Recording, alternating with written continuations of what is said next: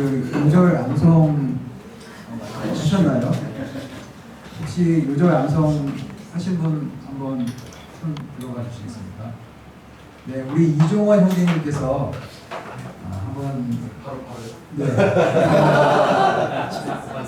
괜찮습니다. 하실 수 있는 만큼. 세개째로 다 해. 5개 다요? 네. 강색이. 네, 이 자리에서. 네. 뒤에서. 네, 앉으셔서 하셔도 돼요. 네. 진짜 반반인데.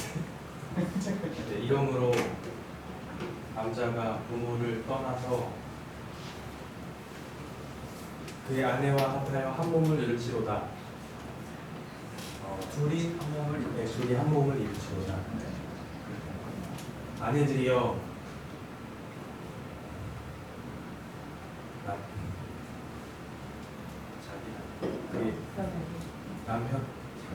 자기 남편에게 복종하기를 죽게 하듯 하라.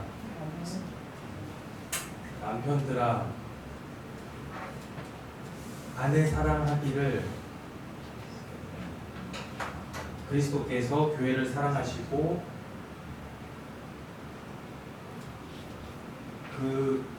그의 교회를 위하여 자신을 주신 같이 하라. 네, 맞습니다.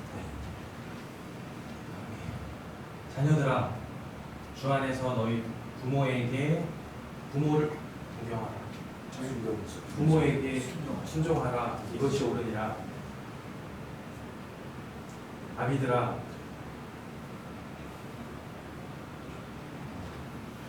너희 자녀를 노엽게 하지 말고 오직 주의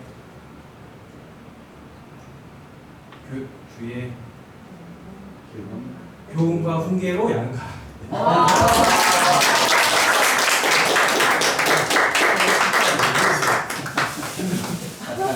이게 제가 태국에서 갖고 온 건데 남야이라고 이게 한국에는 없는 과일이거든요. 국대 과일 꿀인데 이게 이렇게 인기 뭐 커피 같은 거 드실 때 이렇게 해서 따로 드셔도 되고 보면 사람들이 이거 좋아하시더라고요.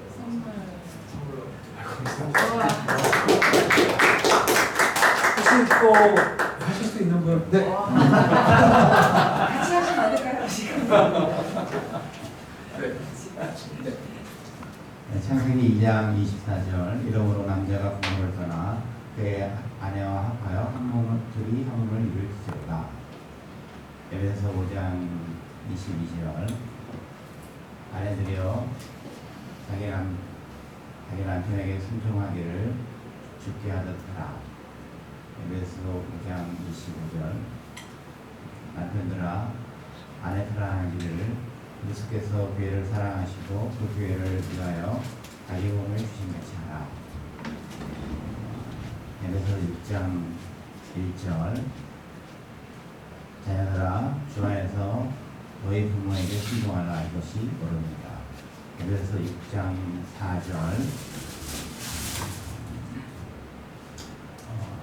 또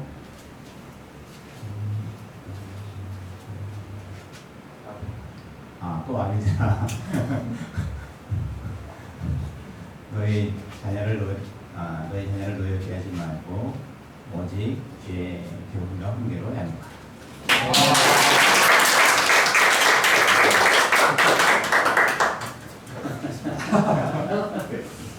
제가 윤호 선생님이 총 16명이라고 말씀하셔서 간사님까지 그래서 제가 16개 갖고 왔거든요. 다른 분들은 저희 윤호 선생님한테 다시 받으시면 되겠습니다.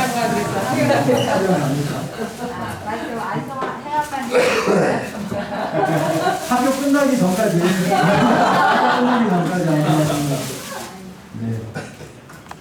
그러면은 지금 박예현 자매님은 지금 오고 계시는 중이신 거죠? 네. 네. 감사합니다. 어제 뵀던 분들도 오늘 같이 뵐 수 있어서 너무 감사하고 그렇습니다. 오늘 이제 두 번째 시간인데 오늘 두 번째 시간은 이제 어제는 저희가 결혼은 하나님과 맺은 언약입니다라는 주제로 했는데 오늘은 이제 예수와 함께 죽고 예수로 사는 과정이라는 제목으로 저희가 나눔을 하도록 하겠습니다. 이거는 이제 책 이름이에요. 책 이름이고 유기성 목사님이 쓰신 그 가정사역 관련 책자인데 제가 이제 여러 책을 보면서 이 책이 되게 그 성경적 가정의 기초에 대한 원리들을 되게 잘 정리를 하셨더라고요. 그래서 제가 살면서 이렇게 기초가 흔들릴 때 가정 안에서 또 어려움들이 있을 때 제가 다시 이렇게 보고 또 다시 또 회복하고 이제 그런 교재입니다. 그래서 이 책을 또 주 교재로 중심으로 제가 이제 강의를 준비해 봤습니다. 그래서 총 5단원으로 되어 있는데 여러분들이 유절 암석 5개 암송하셨잖아요. 근데 이제 그게 1장, 2장, 3장, 4장, 5장의 주제 말씀이에요. 그 말씀들을 여러분들이 계속 암송하고 묵상하고 이제 그러실 때 계속적으로 이제 저도 요즘에 계속 묵상하고 있는데 하나님이 이제 저희 가정을 다시 또 세워가는 것들을 경험하게 됩니다. 그래서 계속적으로 여러분 이 말씀 5구절을 잊지 마시고 암송하실 수 있으면 좋겠습니다. 첫 번째는 이제 그 하나님의 가정 설계도라는 내용으로 나누도록 하겠습니다. 하나님의 가정 설계도는 무엇일까? 결혼과 가정을 만드신 분은 하나님이십니다. 그러므로 행복한 가정을 이루는 하나님의 설계도를 알아야 합니다. 그래서 하나님의 가정 설계도는 과연 무엇일까를 좀 생각해보는 시간이 되면 좋겠습니다. 하나님께서 가정을 만드셨는데 그 가정의 원리 설계도는 무엇일까? 그래서 이 하나님의 가정 설계도에 관련된 주제의 말씀이 오늘 첫 번째 암송한 말씀, 이러므로 남자가 부모를 떠나 그의 아내와 합하여 둘이 한 몸을 이룰지로다 라는 말씀이에요. 근데 이제 이 말씀을 묵상하게 되면은 참 서로 다른 두 남자와 여자인데 어떻게 하나가 될 수 있을까? 이게 참 기적 같은 일이잖아요. 이 기적이 어떻게 이루어질 수 있을까라는 생각을 하게 됐는데 여기서 이제 말씀을 보시면은 아내와 합하기 이전에 부모를 떠나는 것에 대한 말씀이 있습니다. 부모를 떠나는 것이 중요하다. 진정 부모를 떠나게 될 때 아내와 온전히 합할 수 있다. 많은 사람들 보게 되면 이제 저도 이제 결혼 생활을 해봤지만은 아내와 한 몸됨을 이루기 가장 어려운 부분 중에 하나가 저희 어떤 원가정 안에서 제가 받은 영향력들, 원가정 안에서 받은 어떤 그런 부정적인 또 그런 틀이 아내와 하나됨의 어려움들을 이제 받게 되더라고요. 그래서 저희 이런 사역들을 하면서 이제 제가 이제 부모님에 대해서 좀 더 그래서 이제 아내하고 남편이 서로 어떻게 그 원 가정에서 살아왔는지를 서로 이해하는 과정이 되게 중요했어요. 되게 중요하고 저도 시험마에서 FMS 할 때 계속 부모님들에 대해서 이렇게 또 자서전도 쓰고 또 부모님께 받은 좋은 영향력과 나쁜 영향력이 무엇인지를 살펴보는 시간을 가졌습니다. 잠시 저희 가족 얘기를 좀 하도록 하겠습니다. 저희 부모님은 이제 굉장히 그 두 분 다 불안과 수치심이 많은 분들이셨어요. 아버지는 이제 이북에서 피난을 나오셨습니다. 아버지는 이제 이북을 피난 나오시고 남쪽에서 이제 고아원 생활을 하셨습니다. 아버지는 이제 아주 어렸을 때 일찍 부모님들이 이제 이북에서 다 돌아가시기 때문에 이제 남한으로 이제 내려오실 때 친누나하고도 이렇게 헤어져서 혼자 내려오셨어요. 혼자 내려오시고 그 친척이 삼촌 외삼촌하고 혼자 내려오셨는데 저희 부모님이 이제 그 명절 때만 되면은 항상 우시는 거예요. 저희 아버지가 명절 때만 되면 우시고 특별히 이제 누나하고 헤어진 것에 대해서 누나를 너무 보고 싶어 하시더라고요. 누나를 너무 보고 싶어 하시고 우시고 그래서 이제 이북에서 내려오신 분들이 이제 대부분 보시면 되게 생활력이 강하시잖아요. 저희 아버지도 이제 엄청나게 이제 생활력이 강하신 분이셨습니다. 그래서 어떻게든 이 땅에서 살아남아야 되겠다라는 그 생활력 하나로 사셨고, 근데 마음속에는 굉장히 그 불안함이 있는 거예요. 뭔가 이제 아버지는 항상 불안함이 많으셨고, 굉장히 이제 감각적이시고 통제적이셨어요. 이제 어머니하고 결혼 생활을 했는데 또 저희 가족을 이루면서 저희 아버지의 그 불안함과 강박적인 그 부분이 저희 가정 전체를 막 이렇게 그런 바람을 막 이렇게 그 분위기가 너무 이제 있었던 거예요. 제가 너무 어린 시절 때 저희 아버지가 너무 무서웠고 저희 아버지 같은 경우는 제가 밥 먹다가도 숟가락 떨어뜨리면 제가 엄청나게 혼났거든요. 거의 뭐 TV 보고 있는데 TV 채널 아버지 보고 돌렸다가 거의 죽을 그래서 이제 예전에 윤호 성사님도 좀 그걸 경험하셨어요. 저희 시은이 이제 그 100일 잔치인가 그때 윤호 성사님이 오셔가지고 이제 예배를 인도하셨는데 이제 아버지가 또 그때 무슨 일이 있어가지고 또 화가 나셔가지고 윤호 성사님과 또 이제 어디 있어 어쨌든 되게 분노가 많으신 분이세요. 아버지는 감각적이시고. 또 이제 저희 어머니 같은 경우는 이제 저희 어머니가 강원도 홍천 출신이에요. 홍천 출신 내면인데 저희 어머니는 그 외할아버지의 둘째 부인의 딸로 태어나셨어요. 둘째 부인의 딸로 태어나셨는데 안타까운 것은 그 외할아버지의 첫째 부인의 자식들한테 나중에 그 외할아버지가 돌아가시고 그 자식들한테 쫓겨나셨어요.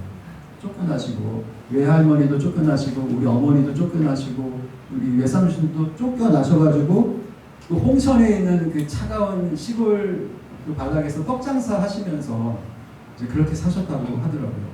우리 외할머니 같은 경우는 되게 위장이 안 좋으셔가지고 항상 그 배가 아프셔. 어머니가 항상 외할머니 갑자기 돌아가시면 어떡하나. 그래서 되게 우리 어머니도 되게 불안이 많으세요. 불안이 많으시고 그리고 우리 어머니는 또 이제 용서를 못 하시더라고요. 계속적으로 그 첫째 부인의 자식들한테 쫓겨난 그것을 원한으로 삼고 계속 용서하지 못하고 이렇게 사셨던 저희 어머니를 보게 되었습니다. 그래서 이제 우리 부모님이 이제 두 분이 이제 같이 사시는데 얼마나 집안 분위기가 불안하겠어요. 아픈 상처를 갖고 계시고 그래서 제가 어린 시절에 기억하는 부모님은 늘 그 다양한 문제로 많이 싸우셨어요. 거의 집안 분위기가 전쟁터고 하루 이렇게 잠잠하지 않은 서로 용납하지 못하시고 분노하시고 또 이제 싸우고 집 나가서 오랫도록 있다가 들어오시고 저는 또 어머니 집 나가면 언제 들어오시나 안 들어오시는 거 아닌가 이제 그런 불안한 일이 저한테도 있었죠. 그리고 어머니는 늘 아버지 욕을 하시고 같이 살고 싶지 않다고 하시고 한 번은 대판 부모님이 싸우시고 나서 어머니가 이제 저를 데리고 저희가 한강 근처에 사는데 저는 한강에 나룻배가 보이는 것을 이렇게 데리고 가지고 한강물이 보이는데 어머니가 우시는 거예요. 저를 붙잡고 막 우시면서 명진아 내가 네 아빠 때문에 진짜 못 살겠다. 엄마 정말 죽고 싶어. 우리 같이 물에 빠져서 죽자 하시고 어머니가 저를 붙잡고 같이 우시는 거예요. 그때 제가 기억이 한 5살, 6살 됐을까? 그때 저는 정말 그때 제가 죽는 줄 알았어요. 죽고 세상이 다 끝나는 것 같은 저도 그때 많이 울었거든요. 근데 그때가 5살, 6살 때인데 제가 평생 그게 기억이 나요. 생생히 기억이 나고 그게 저한테 트라우마인 거죠. 트라우마고. 그래서 항상 이제 제 마음 가운데는 엄마가 언제 죽지 않을까, 언제 도망가시지 않을까에 대한 마음들이 참 많이 있었습니다. 그래서 제 마음을 이렇게 제가 살펴보는 시간들을 가지면서 저희 부모님과 삶과 저 자신의 삶이 연관성이 너무 많다는 생각이 들었어요. 저도 보면은 아침에 일어나면은 뭔가 이렇게 불안함이 이렇게 쫙 올라와요. 불안함이 이렇게 쫙 뭉게뭉게 올라오고 되게 저도 이제 저희 아내가 이제 저 되게 강박적이에요. 되게 강박적이고 이제 많이 좋아지긴 했는데 그리고 이제 저희 부모님이 되게 수치심이 많으신 분이셨어요. 왜냐면은 그럴 수밖에 없죠. 일찍 부모님을 헤어지시고 혼자서 사시고 수치심이 이제 저한테도 이제 그런 수치심이 있는 거예요. 그래서 이제 그런 기본적인 안정감들이 이제 많이 부족했고 그래서 이제 다음을 보시면은 이제 심리 도식이라는 그 제프리 영이라는 분이 이제 그 11가지 심리 도식이라는 이 도식은 뭐냐면은 우리 인간 안에는 이제 어떤 틀이 있는 거예요. 기본적인 틀이 있고 그것들이 이제 어린 시절에 형성이 된다는 거죠. 그래서 이제 우리 마음, 우리 뇌 속을 가만히 보면은 기본적으로 이제 굳어 있는 생각들이 있어요.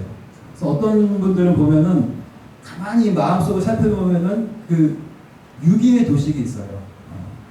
저도 있거든요. 그러니까 엄마가 언제 떠날지 모른다라는 그 불안함. 그래서 제발 나를 떠나지 마세요라는 그 생각이 딱 마음에 있는 거예요. 그리고 이제 저 같은 경우는 또 언제 엄마가 막 도망갈지 모르니까 또 가정 분위기가 항상 전쟁터 분위기니까 불신과 학대의 도식이 있어요. 근데 당신을 믿을 수 없어. 그리고 또 저는 이제 나는 결코 사랑받을 수 없을 거라는 그런 마음도 저한테 있더라고요. 제가 이것들을 이렇게 책을 보고 또 강의도 듣고 그러면서 제 안에 그 사랑받을 수 없겠다라는 그런 마음도 있고, 그리고 또 저는 또 적합하지 않아. 나는 뭔가 삶을 살아가면서 적합하지 않다라는 그런 마음, 그런 부분도 있고, 또 이제 제일 큰 것이 저는 이제 그 자존감에 관련돼서 되게 연약해요. 그래서 뭐 7번, 8번 보시면 나는 되게 쓸모없는 사람이야. 라는 것이 제가 되게 강합니다. 그리고 나는 실패자인 것 같고, 그리고 이제 6번 위험 질병의 도식 보면은 언제 재난이 닥칠지 모를 것 같은 그런 불안함이 이제 저한테 있어요. 그리고 제가 제 자신을 표현하는 게 너무 어렵고 그냥 이렇게 다른 사람이 하면은 그대로 이렇게 옆에 붙어서 가는. 그러니까 이런 그 지도가 도식이 저한테 딱 있다 보니까 부부 관계, 저하고 아내와의 관계에서 이게 이렇게 드러나더라고요. 드러나게 되고, 아내가 아무렇지도 않은 말을 툭 던졌는데 애들이 아무렇지도 않은 말을 딱 했는데 제가 되게 무시받는다는 느낌이 드는 거예요. 무시받는. 존재 가치가 없어진다는 생각이 들고, 그리고 누가 나를 좋아해, 사랑한다 그러면 그 말이 이 사람이 나 놀리고 있는 거야. 나는 사랑받을 수 없는 사람인데 무슨 괜히 나 죽기 좋으라고. 그런 것들이 저한테 있는 거예요.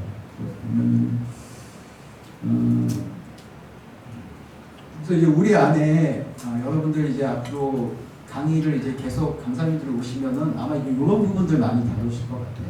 부분이 다루시고, 또 이런 것들이 또 저희 아내 같은 경우도 딸 4명 중에서 이제 막내로 태어났거든요. 막내로 태어났는데 아내 측 가족에서는 이제 딸 4 중에 막내니까 찰떡같이 아들로 태어나기를 원했다는 거예요. 아들로 태어나기를 원했는데 이제 아내가 딸로 태어나자마자 할머니가 기절하셨다고 아내가 이제 여러 번 얘기하고, 그리고 이제 아내의 별명이 남자라는 그 노마라였는데 이제 어렸을 때부터 계속 아내에게 노마 여자임에도 불구하고 노마 이제 그러면서 이제 아내한테도 이제 어떤 그런 출생에 대한 거절감, 또 수치심 이런 부분들이 있다 보니까 저희 부부가 이렇게 살아가면서 그런 부분들 때문에 엄청 많이 싸웠습니다. 뭔지 모르고 괜히 기분이 나쁜 거예요. 뭔지 모르고 괜히 기분 나쁘고 말 한마디 던졌는데 괜히 자존심 상하고 필요 이상으로 분노하게 되고, 이제 그런 부분들이 이런 도식과 연관이 돼 있다라는 부분들을 말씀드리고 싶고요. 그렇기 때문에 이러한 부분들이 사실은 이제 부모를 떠나지 못한 거죠. 아직 자신의 원 가정과 떠나지 못하고 계속 어떤 그 영향력 가운데 있는 이제 저희들의 모습이 아닐까 생각이 들었습니다. 한 1, 2분 정도 잠시 요거 보시면서 옆에 계신 분들한테 한번 나는 요 도식을 보면서 나는 좀 이런 부분이 있는 것 같아 라고 한번 좀 보시면서 약간 두 분이서 한번 좀 나눔해 주시면 좋을 것 같아요.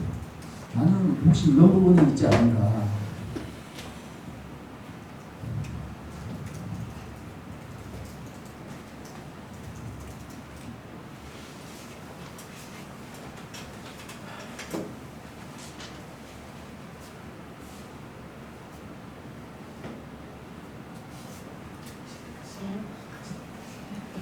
제가 윤호 선생님한테 말씀드렸는데 아직 이렇게 학교가 얼마 시작되지 않아서 서로에 대해서 깊이 잘 모르신다라고 말씀을 하시더라고요. 이런 시간을 통해서 또 한번 이렇게 본인에 대해서 또 나눔을 하셔도 좋을 것 같습니다.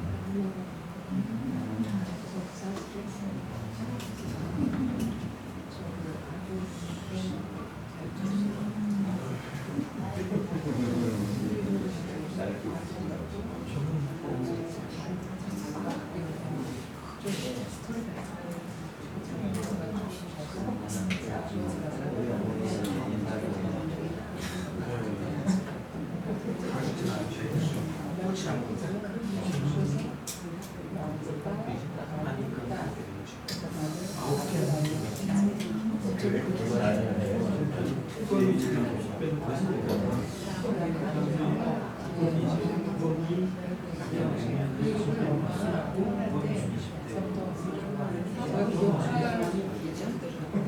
들어서 내 얘기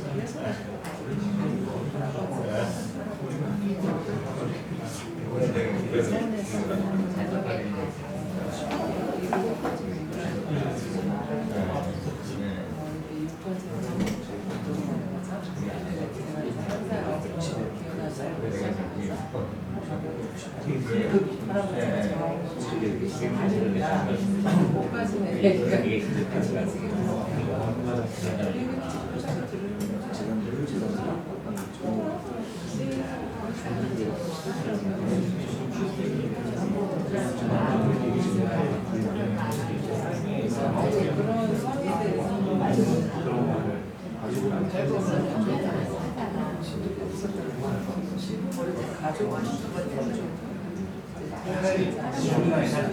네. 이 심리고식이 네. 원가정으로 비롯되어진 메시지로 받아들인 거 아니면 다른 원가정 외에 다른 자라오면서 다른 원가정 외의 사람들 주로 이제 원가정에 관련돼서 어린 시절 가족과의 관계에서 이제 그런 영향이 제일 많이 있죠. 또 뭐 다른 뭐 어렸을 때 초등학교 다녀서 뭐 그런 영향도 있긴 하겠지만은 오늘은 이제 가정과 관련해서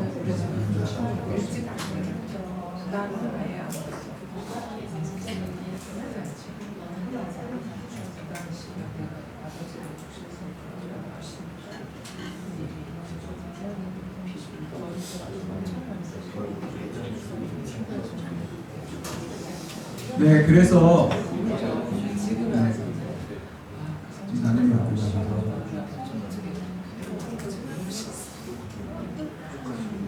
그게 아직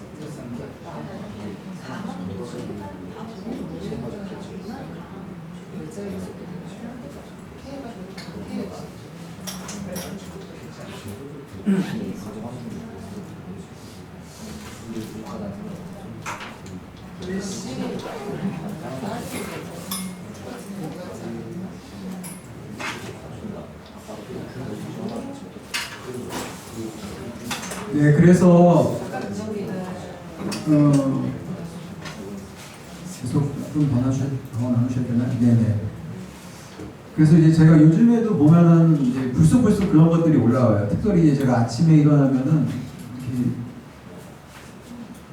이렇게 표현할 수 없는 그런 감정들이 올라와요. 감정들이. 제일 큰 게 이제 두려움이고, 또 이제 수치심들도 이렇게 깨고 이렇게 올라오게 되고. 그러면은 이제 제가 저 자신을 위해서 요즘 하고 있는 작업이 뭐냐면은 제가 이제 아침마다 일어나면은 저의 내면의 아이를 만납니다. 저희 내면의 아이를 만나고 어린 시절의 저를 만나면서 그게 또 이제 어린 시절의 나이가 잘 느껴지지 않으면은 박예현 자매님 오셨습니다. 아니. 제가 지금 박예현 자매님을 기다리고 있습니다. 선수민 자매님. 선수민 자매님.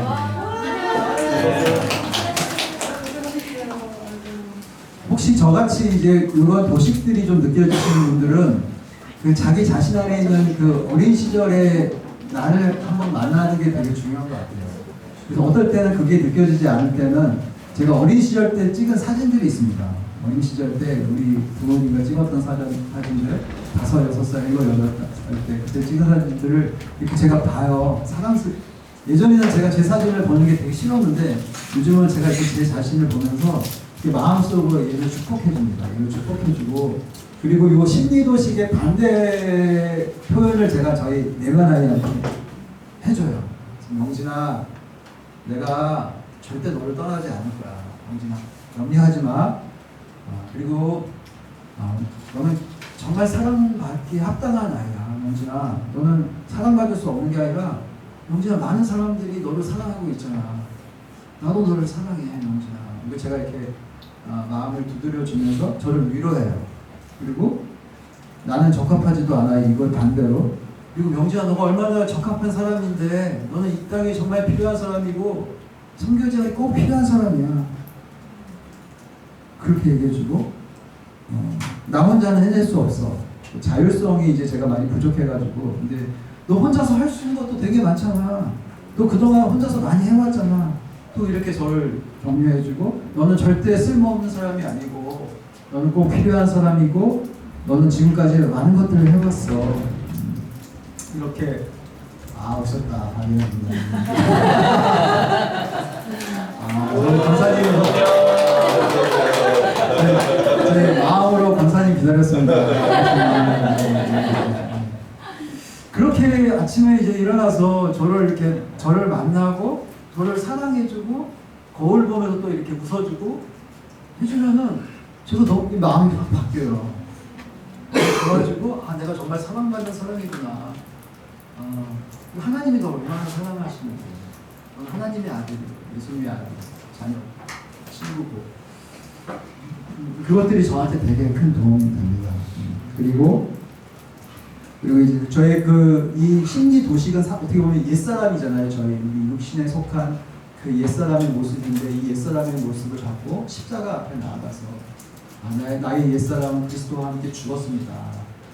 그리고 주님이 내 안에 부활하시고 나는 주님의 사람입니다. 하나님이 나의 아버지이십니다. 라고 기도하면서 또 나아가게 돼요. 그리고 때로는 이제 공동부가 같은 그런 공동체 안에서 이런 부분들을 이렇게 서로 나눠가는 게 되게 필요한 것 같아요. 이따가 소그룹이 있으신 것 같은데 이런 부부간에도 그렇고 또 서로 간에도 그렇고 내가 아직도 부모에게서 떠나지 못한 그런 나만의 영향력 도식은 무엇인지를 자꾸 발견해 나가고 강의를 발견해 나가고 그것들을 본인만 아는 것이 아니라 다른 사람들과 서로 나눔을 하고 공감받고 지지받을 때 이것들이 이렇게 회복되는 것들을 제가 경험하면서 지내고 있기 때문에 이렇게 말씀드릴 수 있습니다. 말씀드릴 수 있고. 네. 그래서 부부의 하나됨이 어렵다고 말씀하셨는데 이런 부모에서 얻은 유산 말고 또 부부의 하나됨이 어려운 것은 또 원가적의 배경이 다르고 또 이제 기질의 차이가 있지 않습니까? 우리 MBTI 많이 얘기하는데 또 MBTI의 차이가 있고 또 남녀의 차이가 있어서 하나됨이 참 어려운 것 같습니다. 그런데 이제 우리가 이번 주 그 성경적 가정의 기초에 대해서 또 보게 될 때는 하나님이 우리의 힘과 능력으로는 하나됨을 이루기 어렵지만 우리가 하나님 안에서 하나됨을 이룰 수 있는 방법을 하나님께서 계시해 주셨어요. 이 언약이잖아요. 성경적인 언약. 보면은 부부가 한 몸 되는 비밀에 대해서 이제 에베소서나 또 다른 말씀을 통해서 남편과 아내는 예수님과 교회의 관계이다라고 이렇게 말씀하십니다.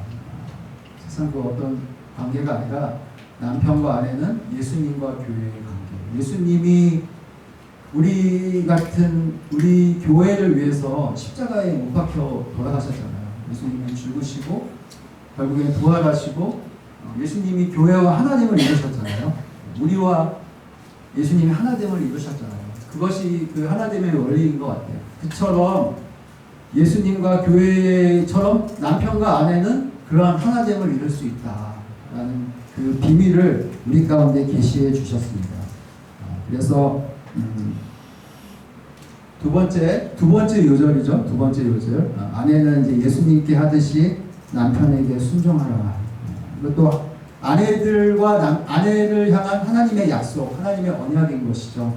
아내는 본인 남편한테 어떻게 하는 것이 맞는 건지, 아내들이여 자기 남편에게 복종하기를 주께 하듯 하라.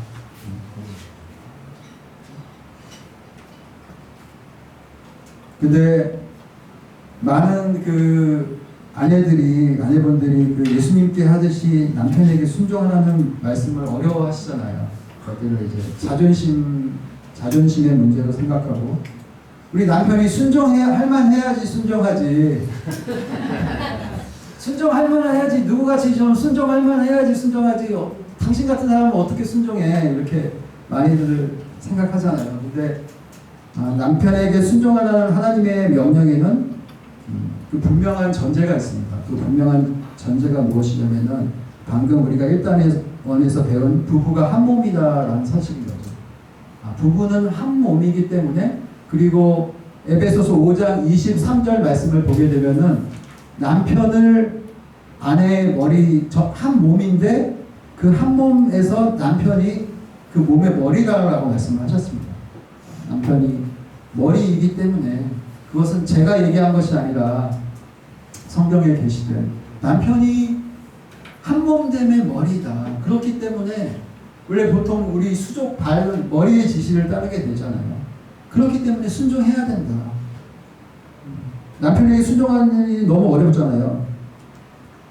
근데 보통 보면은 이제 아내분들이 저희 가정도 마찬가지인데 아내들이 더 좀 예민하고 좀 더 민감하고 좀 더 지혜로운 것 같습니다. 제가 봐도 지혜롭고 더 빠릿빠릿하고 그래서 보통 보면은 이제 태국도 그런데 아내들이 더 파워가 있어요.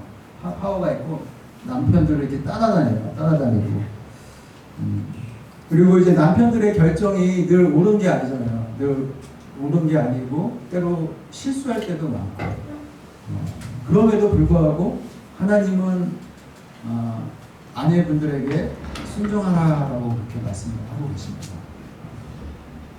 남편에게 순종하라. 아내분들이 이제 남자분들에게 이해할 속성이 있는데 남자들은 그 자존심이 있잖아요. 자존심. 그 자존심을 이해하는 것이 되게 중요하다고 말씀하십니다. 남자들이 무시당하고 또 이게 자존심이 무너질 때 가장 불행함을 느낀다고 합니다. 남자들의 자존심은 여자들이 참 이해하기 어려운 부분들이 있죠.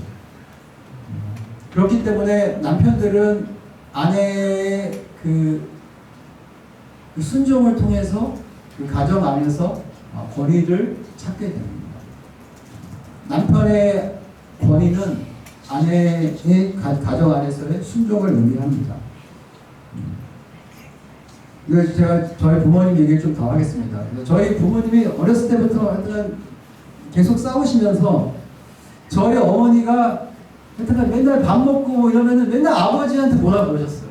맨날 아버지 싸우시고 뭐라고 하시고 또 저하고 있으면은 네 아버지가 뭐 인격적인 부분들 되게 공격 많이 하시고 저하고 어머니하고 한편이었어요. 저하고 어머니하고 한편이고 완전 삼각관계. 제가 전형적인 삼각관계 나중에 이제 또 배우실 텐데 저와 어머니가 한편이고 아버지는 완전히 이렇게 왕따. 저희 집에서 아버지의 권위는 완전히 무너진 거죠. 근데 그런 가정이 되게 불행한 가정이더라고요. 결국에는 이 삼각관계가 나중에 가가지고 더 큰 문제들을 이제 일으키게 되는. 그래서 요즘에 제가 이제 한국 가면은 제가 아버지 권위를 세워드리려고 이제 되게 노력을 많이 합니다. 아버지 권위를 어머니가 잔소리하면은 그만 좀 하시라고. 그리고 아버지 좀 잘 못하시더라도 제가 아버지 되게 인정해드리려고 하고 또 이제 밥 먹을 때마다 아버지 기도해 주세요라고 얘기를 하고. 제가 예전에는 아버지를 많이 무시했는데 지금은 이제 아버지 자꾸 이렇게 제가 해주니까 아버지가 너무 좋아하시는 거예요. 아버지가 너무 좋아하시고. 보면 이제 두란노 아버지 학교 하셨죠? 하신 분들 꽤 있으시죠? 두란노 아버지 학교 저도 했는데 두란노 아버지 학교 이제 딱 시작하면 표를 합니다. 이렇게 하면서 아버지가 살아야 가정이 산다. 아버지가 살아야 가정이 산다. 이제 그러니까 이제 아버지의 권위가 회복되어야 된다는 거죠. 가정 안에서 아버지가 너무 소외당하고 있으니까. 근데 그 아버지의 권위는 누구에게서부터 비롯되느냐? 그것은 바로 아내분들의 남편을 향한 그 순종에서부터 비롯된다고 말씀하고 계십니다.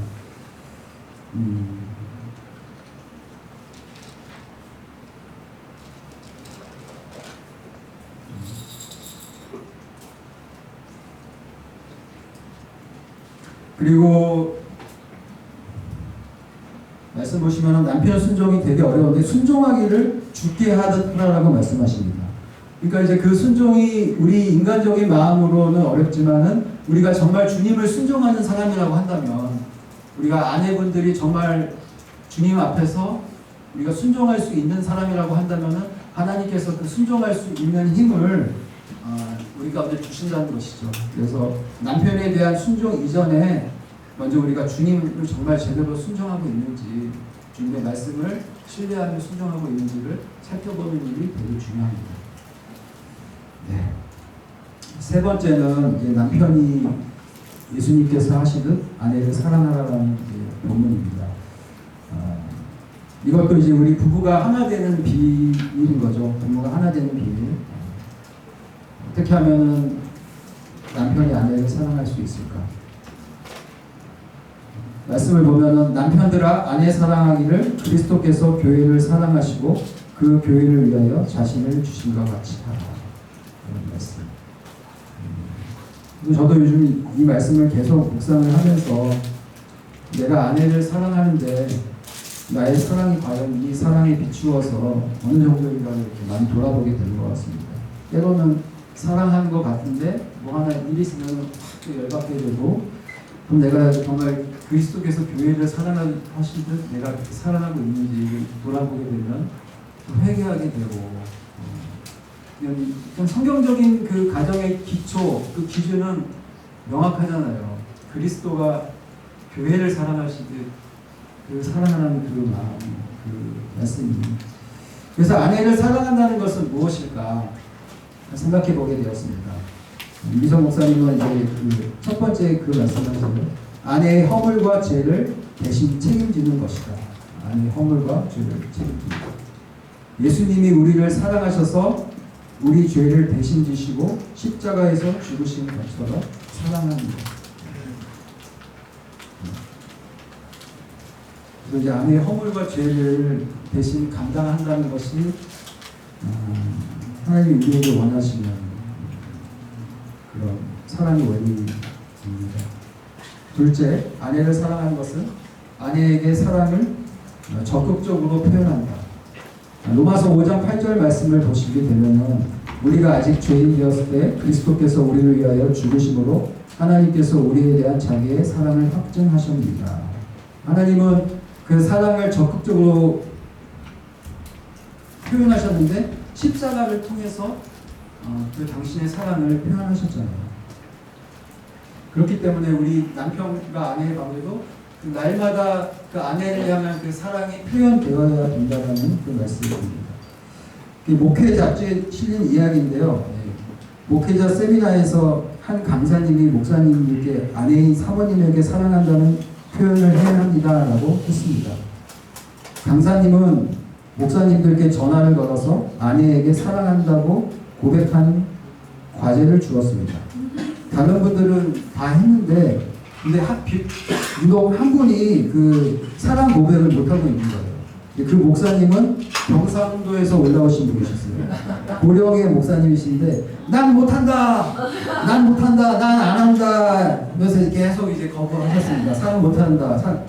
보다 못한 그 다른 목사님이 대신 전화를 걸어주신 것이죠. 그 사모님한테 전화기를 주면서 빨리 사모님에게 사랑한다고 하세요. 빨리 사모님에게 사랑한다고 하고 막 이렇게 재촉을 한 거예요. 그러니까 이제 목사님이 마지못해서 이제 전화기를 받아들였습니다. 그러더니 이제 한참 이제 뜸을 들이더니 여보 내다 하고 사찰 집사님은 잘 있나 사찰 집사님은 잘 있나라고 그렇게 얘기했다고 합니다. 그러니까 저는 이제 이 이야기가 참 와닿아서 저도 그게 안 되거든요. 여러분들 아내분들한테 되게 사랑한다라고 잘 하시나요? 요즘에 현대님은 잘 하실 것 같습니다.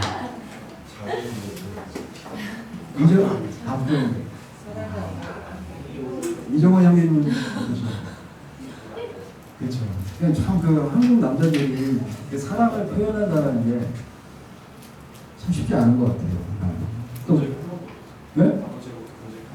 아버지로부터 저도 아버지한테 한 번도 저도 아버지한테 한 번도 본 적이 없고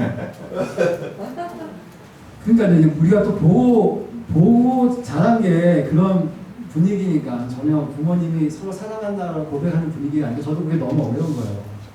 그게 너무 어려운데 제가 지금 치앙마이에 살면은 제가 이제 그 국제 YM 사람들 이제 외국인들 많이 보거든요. 그분들은 애정 표현이 장난이 아니에요. 이렇게 세미나 들으면서 이렇게 서로 이렇게 안고 있어요. 이렇게 서로 안으면서 하고 그냥 범사에 사랑한다. 범사에 사랑한다. 맞아요. 처음에는 되게 제가 이렇게 느글느글 거리더라고요. 근데 지금 이제 느끼는 건 아 저게 정상이구나. 저게 정상이고 저렇게 표현하는 것이 하나님은 우리에게 원하시는 건데 너무 나는 이제 그걸 모르고 순종하지 못하고 살았구나라는 게 요즘에는 그래서 제가 노력하는 게 사랑한다가 보면 제가 잘 못하지만 아침에 일어나면 뽀뽀 한 번씩 하려고 제가 노력하고 있습니다. 왜냐면 아내가 거절을 못합니다. 거절감을 받아야 네, 윤호 선배한테 물어보시죠. 네. 원어는 그래서 오늘 아침에 하셨어요? 네, 오늘 아침에 했습니다.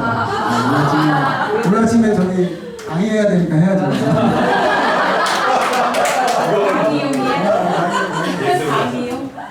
저는 이번에 출장 와서 좋은 게 뭐냐면은 제가 이제 뭐 강의 이걸 떠나가지고 제가 이 분위기에 와 있다는 게 너무 좋아요.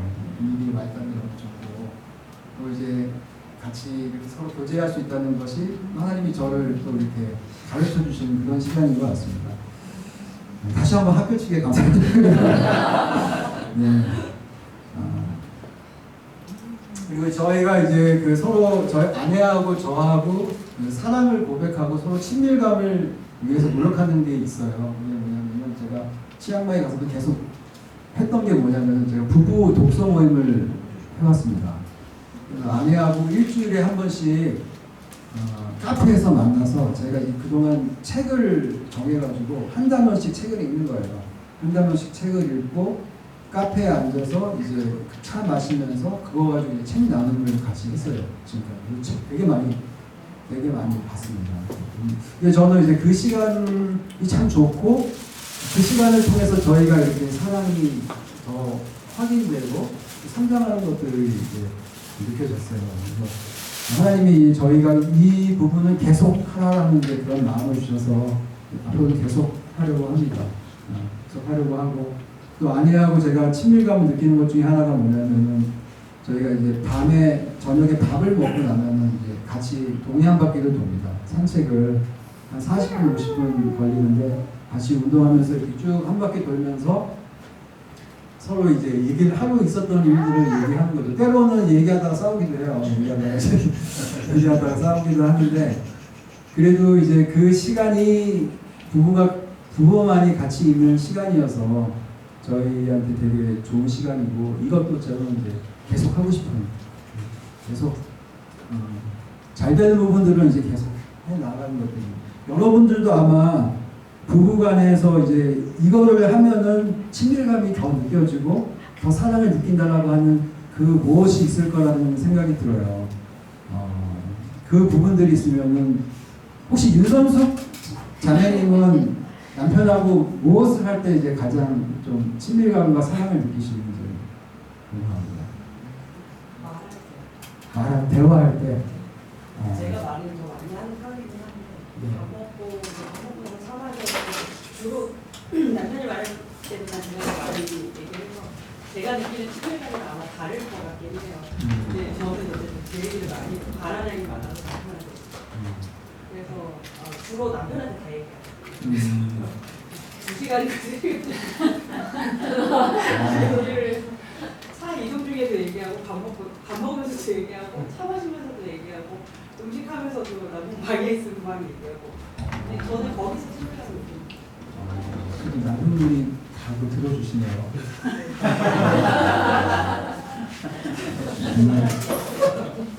정말 훌륭하신 남편이십니다.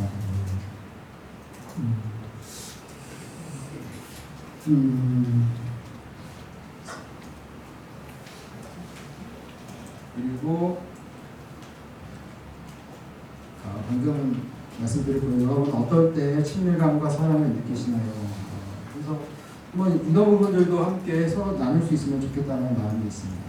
그리고 마지막으로 이제 아내를 사랑한다는 것의 셋째는 부부는 한 몸임을 남편이 언제나 명심하는 거.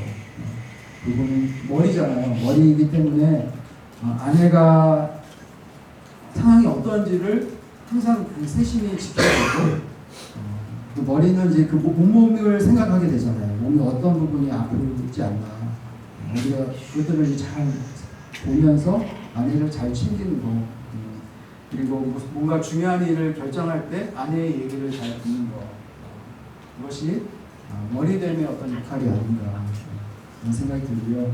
이번에 저희 부부가 이제 함께 강의를 하잖아요. 함께 강의를 하는데 이게 참 쉽지 않은 거예요. 사실 이제 예전에도 FMS에서도 뭐 커뮤니케이션 이런 워크숍하면서 준비하면서 또 싸우고 뭐 그런 부분 참 그 부부가 하나 돼서 뭔가 한다는 게 쉽지가 않은데, 근데 이번에는 이제 제가 아내하고 같이 하면서 이렇게 좀 따로따로 하잖아요. 따로따로 하지만은 어제 이렇게 아내가 그림책 코칭하는 거 보면서 되게 좀 감사하더라고요. 감사하고, 비록 남편이 좀 부족하지만 또 우리가 서로 연합해가지고 하나됨을 이루어서 뭔가 하나의 강의를 할 수 있다는 것이 굉장한 특권이다라는 생각이 들었습니다. 그래서 이제 우리 부부는 한 몸이다라는 것들을 제가 강의를 주면서 계속 저한테 이제 또 가르쳐 주면서 그렇게 해왔습니다. 네. 그리고 이번에는 이제 네 번째입니다. 네 번째는 네 번째 구절은 자녀는 예수님 안에서 부모를 동경하라. 네.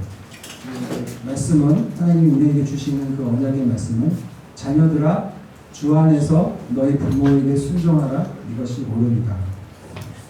그래서 우리가 부모님과의 아까도 제가 이제 부모님과의 관계를 돌아봤지만 부모님과의 관계를 돌아보는 것이 굉장히 중요한 것 같습니다. 이 부모님과의 어떠한 그 관계냐에 따라서 부부 관계에도 영향을 끼치게 되고 또 자녀가 있다고 한다면 또 자녀와도 또 그 관계를 일으키게 영향을 미치게 되고 또 부모는 하나님을 대신하는 사람이잖아요. 부모는 하나님을 대신하는 사람이기 때문에 부모에 대한 왜곡된 상이 있는 사람들은 하나님과의 관계에도 이제 문제가 생기는 것들을 이제 보게 됩니다. 저도 그랬고요.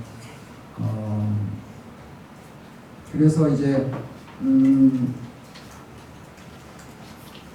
제가 이제 부모님과의 관계를 이제 돌아보면서 이제 제일 좀 인상 깊었던 얘기 쪽은 언제냐면 제가 2000년도에 BDTS를 했습니다. 2000년도에 이제 BDTS를 하면서 제가 이제 그때도 이제 제가 아버지하고 이제 관계가 되게 힘든 그런 시기였는데 그때 이제 강의 중에 하나가 하나님 아버지의 마음이라는 그런 강의가 있었어요.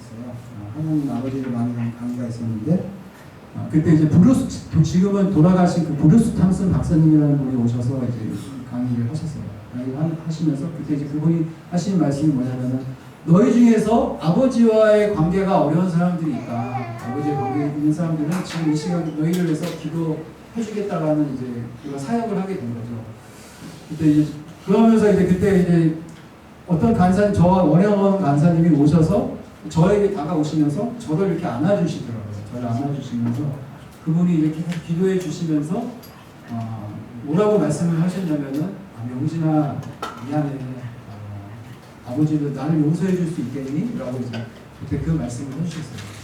제가 그때 그 말씀을 듣는데 정말 진짜 우리 아버지가 나를 안아주시면서 그렇게 울면서 얘기하신다라는 느낌이 확 오는 거예요. 그러면서 이제 그때 제가 울음이 터졌는데 제가 이 살면서 그때처럼 제가 울음을 많이 울은 적이 없었던 것 같습니다. 그때 진짜 많이 울면서 그때 너무 많이 울어가지고 그 간사님 옷에 눈물이 다 적시를 났고 그렇게 많이 울었어요. 많이 울고 그게 저한테는 아주 인생의 터닝 포인트였죠. 그러면서 아버지를 또 용서하게 되고 용서한다는 고백을 하게 되고 그러면서 또 이제 하나님이 나의 아버지시라는 거 믿음으로 받아들이는 그러한 시간이었습니다. 그래서 그때도 제가 잊혀지지가 않아요. 하나님이 나의 아버지가 되셨다.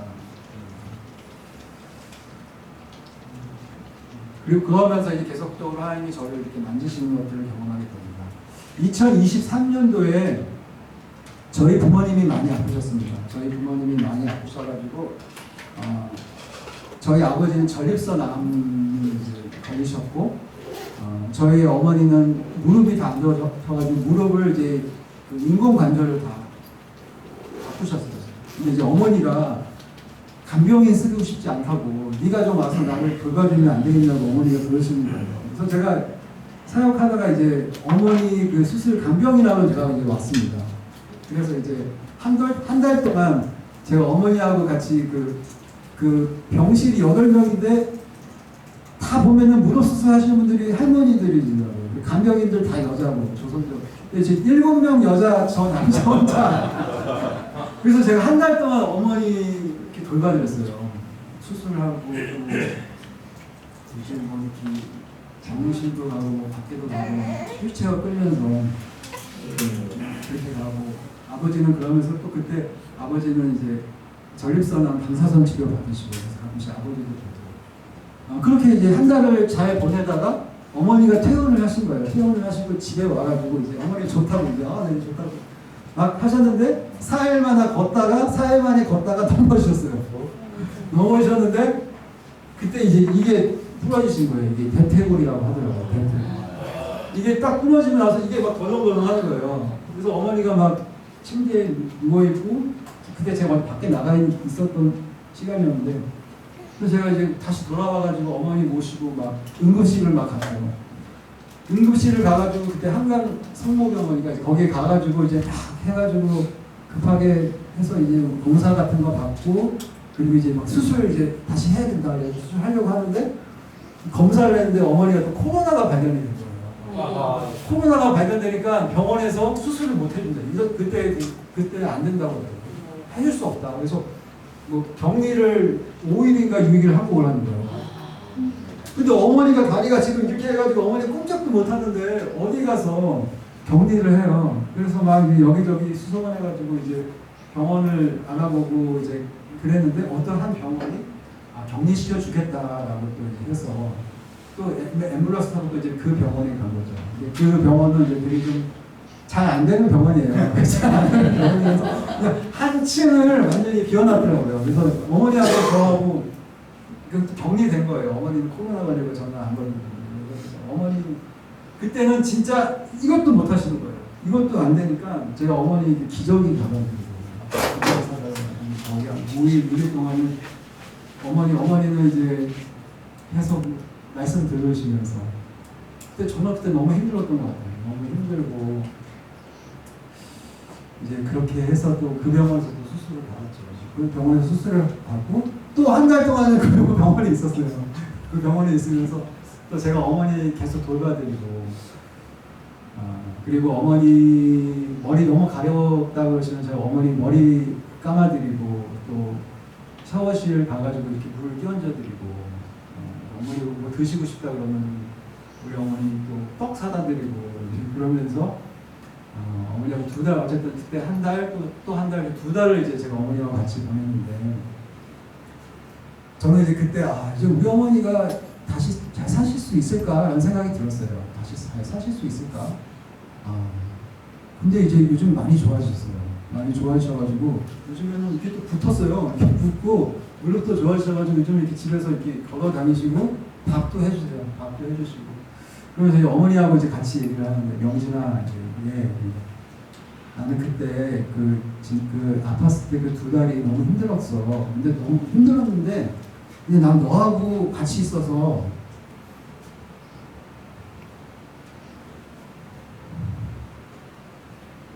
너무 행복했다라고 이렇게 말씀을 하시더라고요.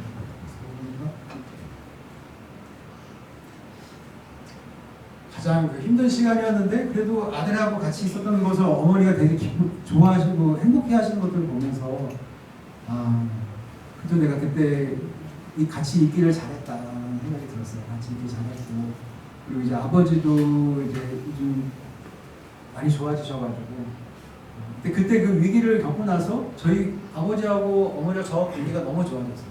너무 좋아지고 아버지와 어머니 한번 큰일을 당하고 나시니까 이제 두 분이 서로 필요한 사람이라는 걸 더 깊이 깨달은 거예요. 그래서 두 분이 서로 의지를 되게 하세요. 요즘에 서로 의지하시고 아버지도 어머니 말 잘 듣고 또 뭐 심부름하면은 잘 싸우시고 아버지와 관계가 제가 너무 좋아졌습니다. 너무 좋아지고 이제 어머니가 그러시더라고요. 제가 치앙마이에 있다가 이제 한국에 들어올 때쯤 되면은 아버지가 식당 가서 맛있는 걸 사갖고 오신대요. 영진이 좋아하는 거를 이렇게 사갖고 와가지고 이 냉동실에 집어넣으시는 거예요. 냉동실에 집어 영진이 형을 같이 먹는다고. 이제 그런 얘기를 들으면서 우리 아버지가 날 사랑하시는 분이셨구나. 그걸 몰라서 표현을 몰라서 못하신 거지.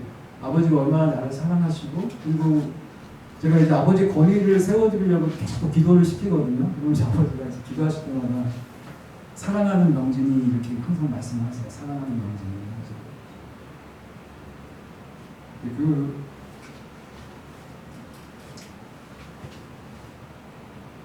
그 얘기를 들으면 참 제가 행복해요. 우리 아버지가 나를 사랑하시는구나. 그리고 아버지가 나를 축복하시는구나. 이게 바로 되게 중요한 하나님을 대리자인 그 아버지가 나를 축복해 주는 것이 얼마나 감사한가 생각이 들었습니다. 네, 그래서 주 안에서 너희 부모에게 순종하라 이것이 오늘입니다. 그 말씀 제가 이렇게 2000년도와 2023년도가 생각이 났습니다. 그래서 어떻게 보면은 제가 이제 저도 이제 나이가 들고 애를 나보고 저도 이제 점점 한다 살다 보니까 아버지가 이해가 되는 거예요. 아버지가 이해가 되고 아버지도 연약한 인간이시구나. 아버지도 연약한 인간이시고 하나님의 아들이고 근데 아버지도 얼마나 힘드셨을까. 지금까지 살아오시는 그 삶이 얼마나 힘드셨을까. 근데 아버지가 더 이해가 되는 거예요. 누가 그러더라고요. 누가 그러는데 진정 부모님을 이해할 수 있을 때 그때가 진짜 부모님한테 독립하는 거라고 이렇게 말씀하셨어요. 우리가 정말 부모님을 떠날 수 있는 것은 진정 우리가 부모님을 이해하고 사랑할 수 있을 때 우리가 떠날 수 있는 것이 아닌가라는 생각을 이렇게 해보게 되었습니다.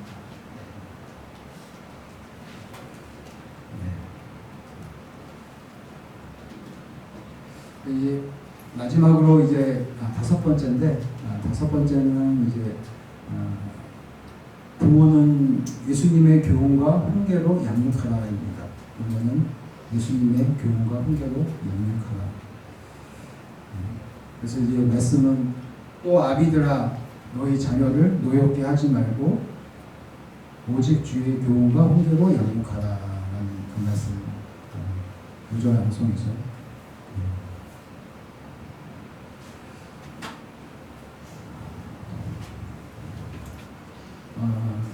요즘 시대에는 여러 사정으로 자녀가 없는 가정도 많습니다. 그렇지만은 자녀가 없는 가정이라도 자녀 양육의 문제를 남의 일로 여기서는 안 될 것입니다. 우리는 이제 또 공동체 안에 살기 때문에 다음 세대 문제는 이제 개인의 문제가 아니라 우리 모두의 문제입니다. 자녀 양육에 관해 읽었던 이 말씀 가운데 가장 두 가지가 이제 자녀를 노엽게 하지 말라인데 우리가 자녀를 바라볼 때 자녀에게 노여움이 생길 때가 언제인지에 대해서 이제 유리성 목사님이 이렇게 쓰셨더라고요. 첫째, 부모가 서로 헤어질 때 이때가 이제 자녀의 마음 가운데 분노가 생기고 노여움이 생긴다. 그리고 둘째는 부모가 화목하지 않고 싸울 때 또 이제 자녀의 마음 가운데 멍이 드는 거죠. 그래서 부모들이 많이 싸우는 것들을 이제 본 아이들은 그 마음 가운데 불안감과 공포와 죄책감 등이 이렇게 차곡차곡 쌓인다고 해요. 그리고 이제 그 폭력성이 이제 마음 가운데 생겨나게 되고 죄의 유혹에 이제 약하게 됩니다. 저는 요즘 중독을 공부하고 있는데 중독이 보니까 이런 가정에서 나오더라고요. 부모가 서로 화목하지 않고 싸울 때 이것들이 중독의 온실이 되는 것들을 이제 보게 됩니다. 세 번째는 또 부모가 비난받을 만한 행동을 하게 될 때 아이들은 부모의 행동에 대해서 부끄러움을 느끼고 또 부모를 용납할 수 없고 또 화가 쌓이게 됩니다. 그리고 또 부모가 사랑을 베풀지 않고 무관심할 때 부모의 관심을 받지 못한 자녀는 부모의 관심을 받기 위해서 더 격하게 행동합니다. 그래서 이제 아이들이 게임 중독이나 식탐, 가출 등에 빠진 것은 결국에는 이제 사랑을 성 중독도 마찬가지고 결국엔 그 사랑이 결핍된 사람들이 다른 곳에서 사랑을 찾잖아요. 다른 이성을 통해서 그 사랑을 찾게 되고, 다른 뭐 요즘 마약 문제도 심각한데 마약을 통해서 사랑을 느끼게 되고, 또 알코올이라든지 이제 그런 중독의 여러 가지 문제로 빠지는 것이 결국에는 그 마음 가운데 사랑이 결핍되어 있을 때, 그래서 계속 또 우리는 우리 자신한테 그 사랑을 계속 채워 넣는 것 되게 중요한 것 같습니다. 요즘 제가 그래서 아까 저희가 저 자신을 사랑하려고 되게 많이 노력해요. 저 자신을, 그러니까 제가 보면은 저 자신을 사랑하지 않을 때가 참 많더라고요. 저 자신을 되게 저한테 좋은 것도 잘 안 주게 되고, 근데 자꾸 자기 자신을 마음으로 나를 나 정말 너 사랑해, 명진하고 사랑해. 자꾸 자기가 자기 자신한테 맛있는 것도 사주고, 카페 가서 좋은 커피도 사주고, 그러면서 자기 자신을 자꾸 이렇게 위로해주고 사랑해주는 것이 굉장히 중요한 것 같습니다. 그럼 이제 두 번째는 이제 주의 교훈과 훈계로 이제 양육하는 것이 중요한데, 그 주의 교훈과 훈계란 무엇일까요? 매주 교회에 보내고 성경을 읽게 하고 기도하게 하고 가정 예배를 드리며 주의 교훈과 훈계로 양육하는 것일까요? 보면은 되게 이제 그 율법적인 가정 있잖아요. 이제 율법적인 가정인데 가정 예배 드린다고 하면은 다 모여져가지고 새벽에 일어나가지고 요즘 암송 안 하면 또 혼나고, 또 이제 그 예배 가운데 또 훈계하고, 이제 아이들은 이런 분위기를 통해서 하나님을 알기보다는 더 이제 그 하나님에 대해서 왜곡된 감정이 생길 수 있다. 그래서 제일 중요한 것은 가정의 분위기인 것 같습니다. 가정의 분위기.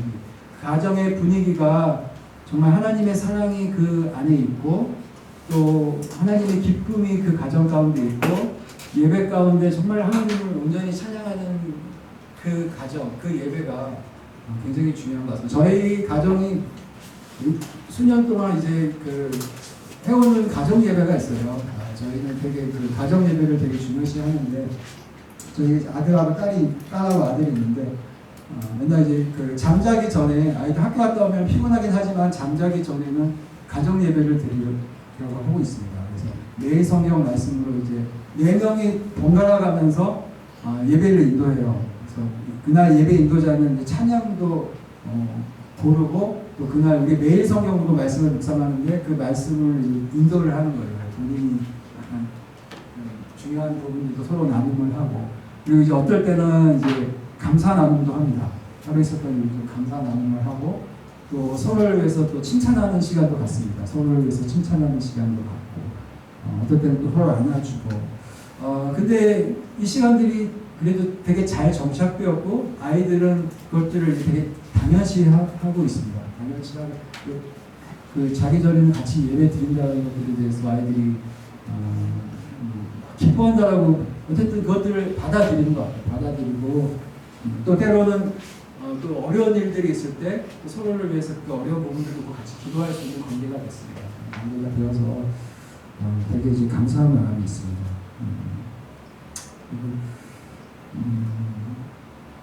아마도 자녀가 있는 부모들이 자녀 양육에 어떤 목표가 있으리라고 생각이 돼요. 여러분들은 그 여러분들의 자녀에 대해서 어떤 목표와 계획이 있는지 제가 이제 궁금합니다. 저희 딸이 올해 이제 고등학교를 졸업하고 대학을 가게 돼요. 저희 딸은 이제 영어로 배우는 학교에 있었거든요. 선교사 자녀 학교에 있었는데, 이번에 이제 학교를 어디로 가냐면은 중동 아부다비 아랍에미레이트 그쪽에 갑니다.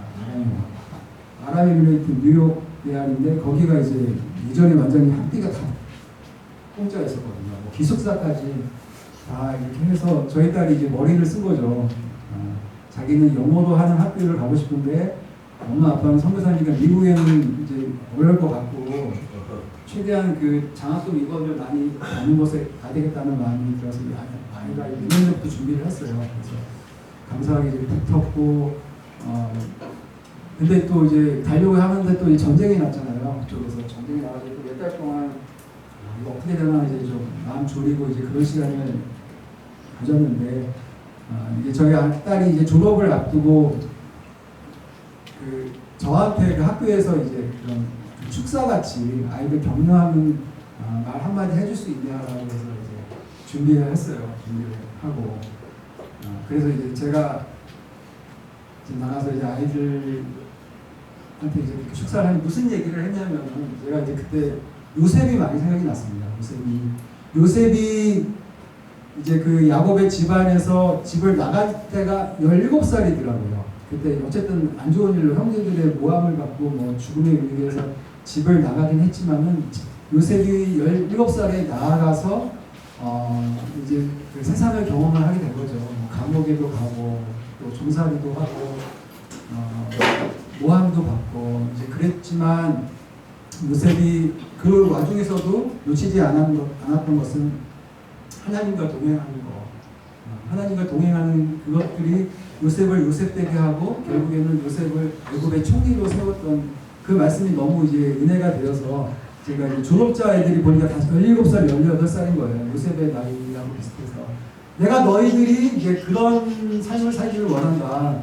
너희들 이제 집을 떠나서 각자의 어떤 장소로, 학교로, 일터로 나가겠지만 너희가 그 안에서 정말 하나님과 동행하고 다른 사람들이 요셉을 보면서 하나님이 동행하신다는 것을 알았던 것처럼 다른 사람들이 너희들의 삶을 보면서 하나님의 살아계심을 느낄 수 있으면 좋겠다라는 그런 마음을 제가 담았습니다. 그래서 자녀들이 있는 부모들은 이제 보면은 결국에는 이제 어떤 유산을 남기게 되는 것 같습니다. 결국에는 살면서 어떤 형태로든지 자녀들에게 뭔가 이제 남겨주게 되는 것 같아요. 돈이 많으시면 돈을 남겨줄 수도 있고, 또 다른 거 뭐 집이 있으면은 집을 남겨줄 수도 있고, 이제 뭔가를 남기게 되는데, 제가 이번에 이 춘천에 오게 될 때 어떤 분하고 같이 왔냐면은 그 최춘선 할아버지 아시나요? 최춘선 할아버지라고 맨발로 이렇게 지하철 다니면서 복음 전도하신 분이 있어요. 되게 동영상 찾아보시면 있을 텐데, 그분이 이제 그분의 막내 아들과 같이 왔어요. 막내 아들과 같이 왔는데 내가 물어보니까 당신은 그때 아버지가 중고등학교 때 당신 학교 다니는데 아버지가 맨발로 지하철 다니면서 복음 전도하고 이렇게 다니는 모습 어땠냐. 자기 그때 너무 창피했다는 거예요. 너무 창피하고 집 나갔대요. 집 나가고 그렇게 반항을 했는데, 근데 이제 아버지는 이제 돌아가시고 또 많은 사람들이 존경을 받고 지금 이제 거의 나이가 57세 정도 됐는데, 그래도 당신은 아버지한테 뭔가 받은 게 있을지 않겠는가 이제 제가 물어봤는데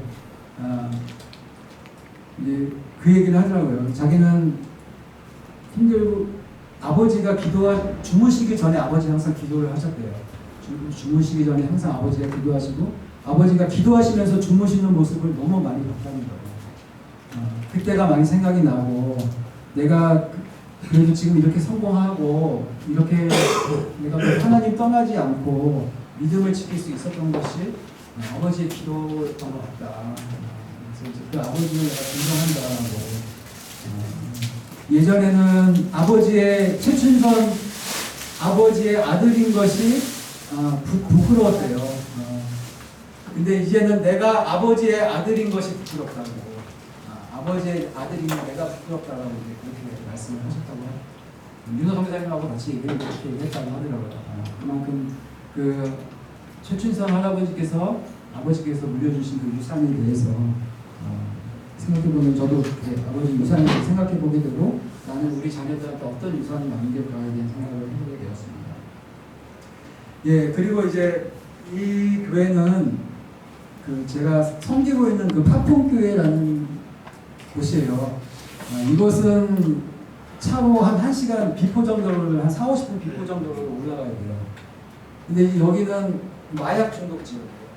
마약 중독 지역이라 부모들이 마약하면서 거의 한 90%는 마약 중독자라가지고 마약 중독자들이 일찍 죽더라고요.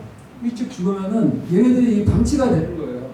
방치가 돼가지고 엄마가 살아도 엄마가 돈 있으면은 마약하고, 그러니까 애들이 맨날 먹을 거 없어서 교회에 오고, 그리고 초등학교까지는 여기 있어서 다닐 수 있는데 중학교가 되면은 이제 산을 내려와서 기숙사 생활하면서 학교를 다녀야 되는데 이제 다닐 수가 없는 거예요. 제가 이제 그때 이제 어느 순간부터 여기를 다니셨어요.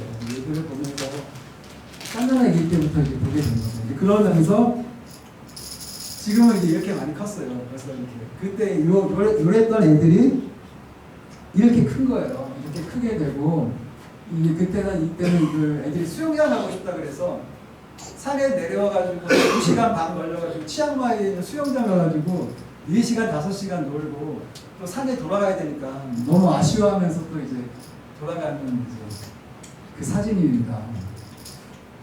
그러면서 이제 제가 어느 순간부터 하나님이 얘네들을 저한테 자녀로 붙여줬다는 생각이 들더라고요. 처음에는 그런 생각을 안 했는데 계속 관계를 하면서 또 얘들 제가 그 한국 교회하고 또 연결해가지고 학비 지원을 하고 있거든요. 그래서 또 계속 양육하고 그러면서 얘들도 나의 자녀다, 내가 얘들의 부모다라는 그런 마음을 주시면서 저희 영적인 자녀들입니다. 영적인 자녀들이고 그리고 또 최근에는 이제 기숙사 사역을 하게 됐어요. 산에 내려왔는데 이제 마땅한 기숙사가 없어서 이제 같이 이제 공동생활하는 거예요. 같이 공동생활하면서 같이 예배드리고 같이 또 밥도 해 먹고 저는 이제 왔다 갔다 하죠. 왔다 갔다 하는데 이제 같이 또 기숙사 지어서 아이들을 또 제가 필요할 때 필요한 말씀 전하고 그래서 주의 교훈과 훈계로 양육하고 있는 이제 또 저희의 자녀들입니다. 그래서 하나님이 우리의 어떤 육적인 자녀도 있겠지만 하나님 또 우리에게 영적인 자녀들을 또 붙여주셨잖아요. 그것도 이제 저희한테는 되게 중요한 가정 사역이라는 생각이 들었습니다. 지금 마지막으로 그래서 제가 치앙마이에서 이렇게 살면서 이제 날마다 아침마다 묵상하는 말씀이 갈라디아서 2장 20절 말씀입니다. 갈라디아서 2장 20절 말씀. 막 우울감이 올라올 때, 수치감이 올라올 때 이 말씀을 묵상합니다. 암송합니다. 내가 그리스도와 함께 십자가에 못 박혔나니 그런즉 이제는 내가 산 것이 아니요 오직 내 안에 그리스도께서 사신 것이다. 이제 내가 육체 가운데 사는 것은 나를 사랑하사 나를 위하여 자기 몸을 버리신 하나님의 아들을 믿는 믿음 안에서 사는 것이다. 이 말씀을 이렇게 묵상하면서 날마다 내가 죽는 거, 내가 아내와 관계하기 위해서 또 아이들을 우리 자녀들을 더 사랑하기 위해서 나의 또 현지인 아이들을 더 사랑하기 위해서는 제가 날마다 저 자신을 부인하는 것이 얼마나 중요한가. 내가 날마다 죽고 그리스도와 함께 부활하는 그런 삶, 예수와 함께 죽고 예수로 사는 삶, 이것이 가장 중요하다는 것들을 제가 깨닫게 됐어요. 그래서 가정도 우리의 가정도 여러 가지 많은 가정이 건강해지기 위해서 하는 것들이 필요하겠죠. 많은 것들이 필요하겠지만 성경적 가정의 기초의 강의의 기준에서 제가 말씀드리고 싶은 것은 예수와 함께 죽고 날마다 예수로 사는 가정이 될 때 우리 가정이 하나님이 기뻐하시는 그런 가정이 될 줄로 믿습니다. 네. 이 말씀 잊지 않으시면 좋겠고요. 아직 시간이 좀 남아서 나눔을 좀 더 40분부터 휴식이 돼서 한 5분 정도, 10분 정도만 우리가 부모님한테 받은 유산들이 무엇이 있을까? 그래서 최춘선 목사님, 아버님한테 읽었던 것처럼 여러분들은 부모님들이 계시지만 물론 뭐 여러 가지 유산들을 받았겠지만은 지금 돌아볼 때 나는 어떤 유산들이 내가 흘려받은 것 같다. 그것들을 서로 간에 좀 나눔을 좀 하시면 좋을 것 같습니다. 그리고 휴식하는